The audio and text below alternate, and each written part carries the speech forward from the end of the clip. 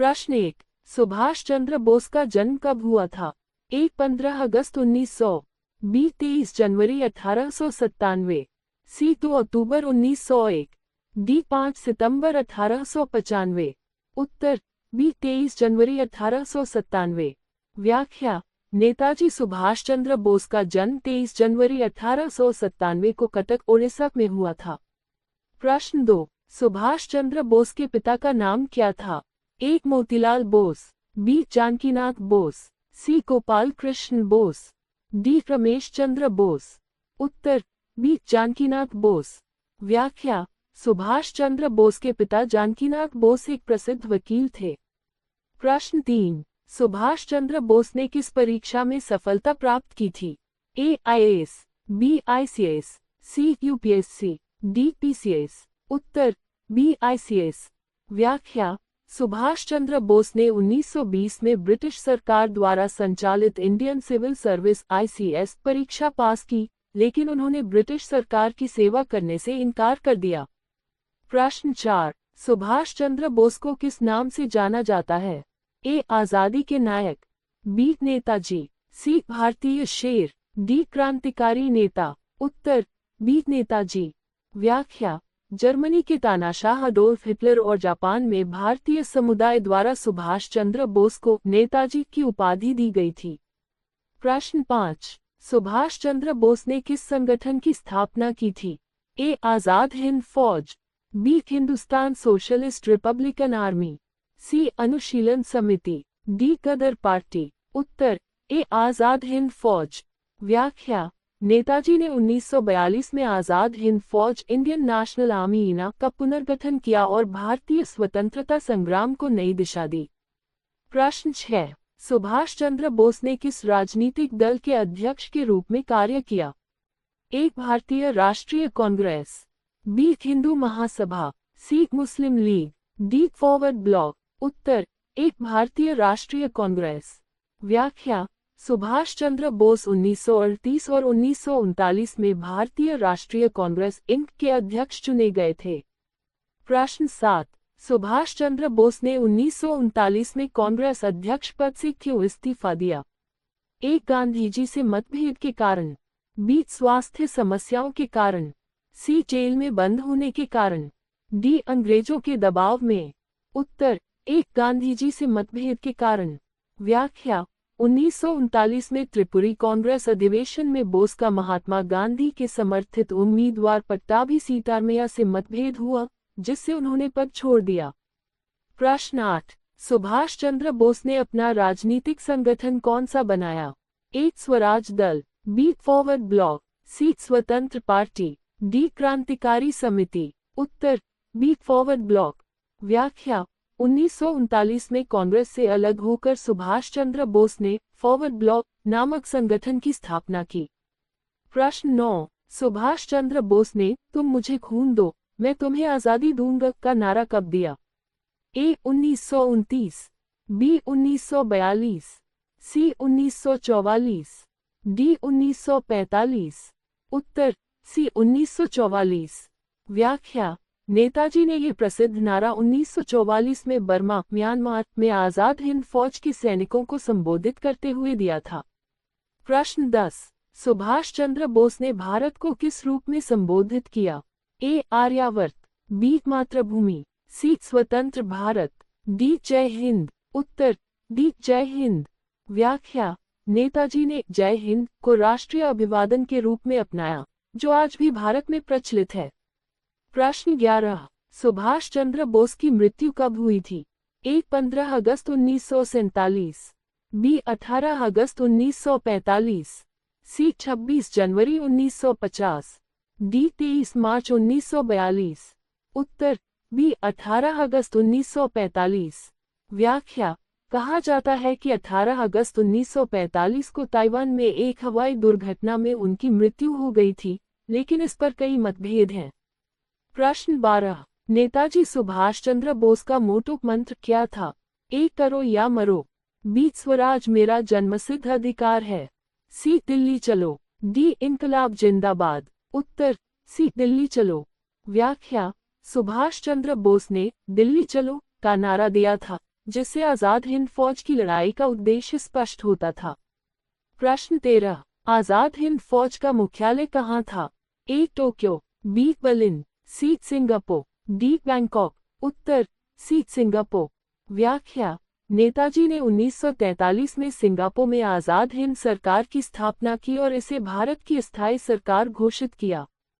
प्रश्न 14, नेताजी सुभाष चंद्र बोस ने किस देश से सैन्य सहयोग लिया? A England, B America, C Germany और जापान, डी रूस। उत्तर, सी जर्मनी और जापान। व्याख्या, नेताजी ने भारत को स्वतंत्र कराने के लिए जर्मनी और जापान से सैन्य सहयोग लिया। प्रश्न 15, नेताजी की पत्नी का नाम क्या था? ए कमला बोस, बी एमिली शेंकल, सी सरोजिनी नायडू, डी लीला नाग। उत्तर, बी एमिली शेंकल। व्याख्या, नेताजी की पत्नी एमिली शेंकल जर्मनी की थी, जिनसे उनकी एक बेटी अनीता बोस फाफ है। प्रश्न 16, सुभाष चंद्र बोस ने किस रेडियो चैनल के माध्यम से भारतीयों को संबोधित किया था? A BBC radio, B Azad Hind radio, C all India radio, D Tokyo radio. उत्तर, बी आजाद हिंद रेडियो। व्याख्या, नेताजी ने आजाद हिंद रेडियो की स्थापना की और इसके माध्यम से भारतवासियों को प्रेरणादायक भाषण दिए। प्रश्न 17, सुभाष चंद्र बोस ने किस युद्ध के दौरान आजाद हिंद फौज का नेतृत्व किया? ए प्रथम विश्व युद्ध, बी द्वितीय विश्व युद्ध, सी भारत पाक युद्ध 1947, डी चीन भारत युद्ध 1962। उत्तर, बी द्वितीय विश्व युद्ध। व्याख्या, नेताजी ने द्वितीय विश्व युद्ध 1939-1945 के दौरान आजाद हिंद फौज का नेतृत्व किया और ब्रिटिश हुकूमत के खिलाफ संघर्ष किया। प्रश्न 18, नेताजी सुभाष चंद्र बोस किस वर्ष जर्मनी गए थे? ए 1941, बी 1942, सी 1943, डी 1944। उत्तर, ए 1941। व्याख्या, नेताजी 1941 में जर्मनी गए थे, जहां उन्होंने हिटलर से मुलाकात की और भारतीय स्वतंत्रता संग्राम के लिए समर्थन मांगा। प्रश्न 19, आजाद हिंद सरकार की स्थापना कब हुई थी?